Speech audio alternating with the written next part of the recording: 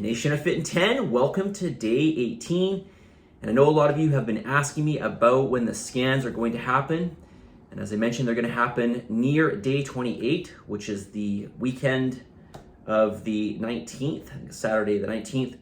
But I know it's a long weekend, so I'm going to try to start to run the scans a little bit before then. So probably the Thursday and the Friday, so like the 16th and the 17th and the 18th. So stay tuned. I will let you know once I put that up, and I'll put up I'll tell you in the video, and I'll also put up a message in Slack as soon as the calendar goes up. Okay. Another question from your feedback. Do I need to keep lifting heavier weights in order to lose body fat? No, in fact, you don't have to lift weights at all to lose body fat. But of course, as I've mentioned in previous videos, there is a benefit to lifting weights in terms of helping you to keep body fat off, in terms of helping you to raise your BMR. And this all plays a part in fat burning. Of course, you don't have to do this for fat burning. There's other ways you can get your body to burn energy. Just like even going for a walk, right? You're burning energy. Basically anything, any movement that you're doing is going to encourage fat loss because it's going to encourage energy burning.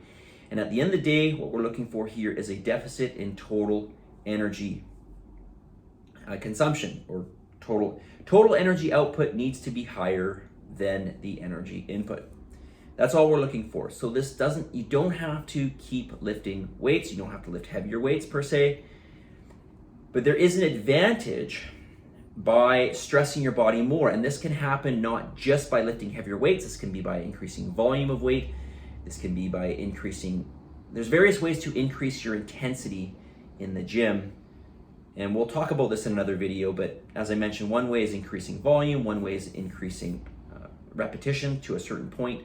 Another way would be increasing reps or slowing down rep speed. There's all kinds of ways to increase the intensity and force your body to adapt, and this is going to be really important as another slice of the pie for burning fat, in addition to allowing you to be stronger, building more stamina, building more muscle mass, etc.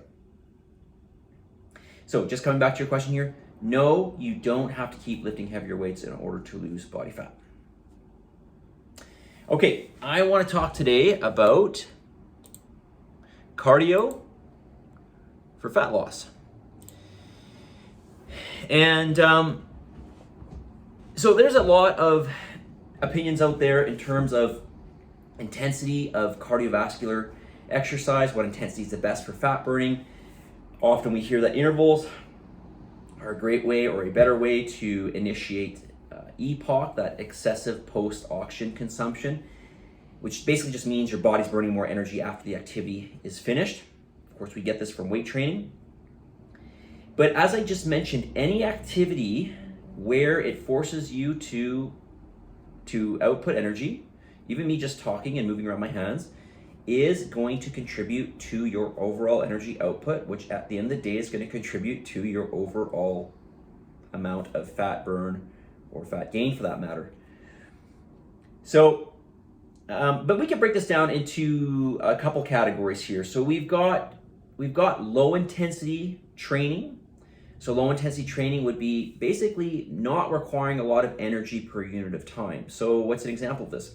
If I go for a leisurely walk, I'm not really consuming that much energy per unit of time because I don't need to demand a lot of energy just to go for a leisurely walk. But if I take that walk to, let's say, a fast-paced walk, now I need to increase my energy output per unit of time. I need to output more energy to force my body to move faster. And of course, we can move into higher intensity type training. There's different ways of looking at this, or different ways we can categorize high intensity training. We could look at something like heavy weight training, that would be high intensity. But we could also look at this in terms of the energy output that you're doing for your cardiovascular work. For example, sprinting on a bike, or outside, running, or walking up steps. Walking on flat surface versus walking up steps versus running up steps, we're increasing that energy demand. And of course, once we get up into the heart rate being, around that 75 or 80% of its maximal capacity, heart rate capacity, we're looking at a higher intensity. Again, this is just how we decide to classify it. But the important thing here is not to think about what's better for fat burning. Ultimately, what you want to think about is energy burning in general. Now, there are costs, there are benefits and costs to doing more high intensity exercise. When you do more high intensity exercise, of course, you are putting the body at more of a risk of injury. You're also demanding more recovery from your body, especially the nervous system. But the upside of this is that you're burning more energy per unit of time, so you're getting more bang for your buck.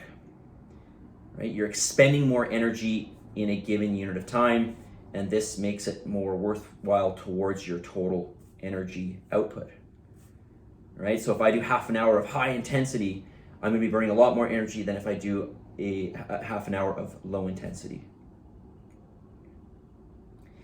And of course, as I mentioned about that EPOC, right, that excessive post-oxygen consumption, which basically just means like your body is requiring more oxygen after the exercise. Your body's, you're taking in more oxygen as part of the recovery process. Your body needs that oxygen as part of the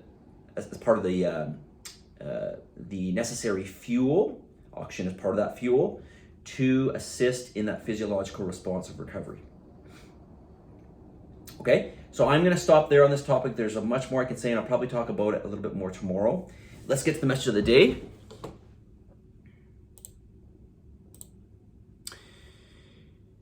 Message of the day today: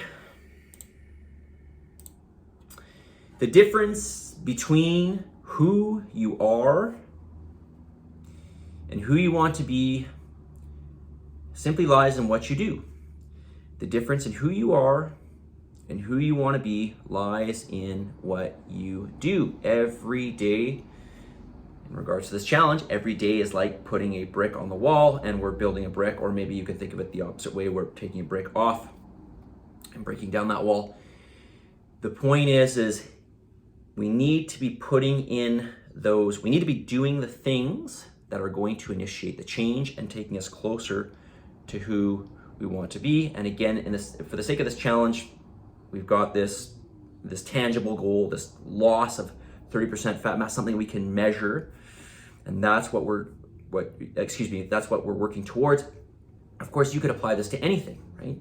The difference between you becoming a doctor and not becoming a doctor would be doing the things that it takes to become a doctor.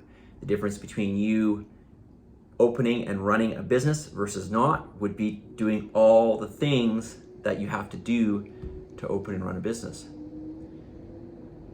So ultimately, it's just about doing. Thinking is great, planning is good because you've got to do those parts too, but ultimately it boils down to doing, right? The difference between who you are and who you want to be lies in what you do. You've got to do. All right, positive energy, positive vibes, believe in yourself for the love of God, give some gratitude, and I'll talk to you very soon.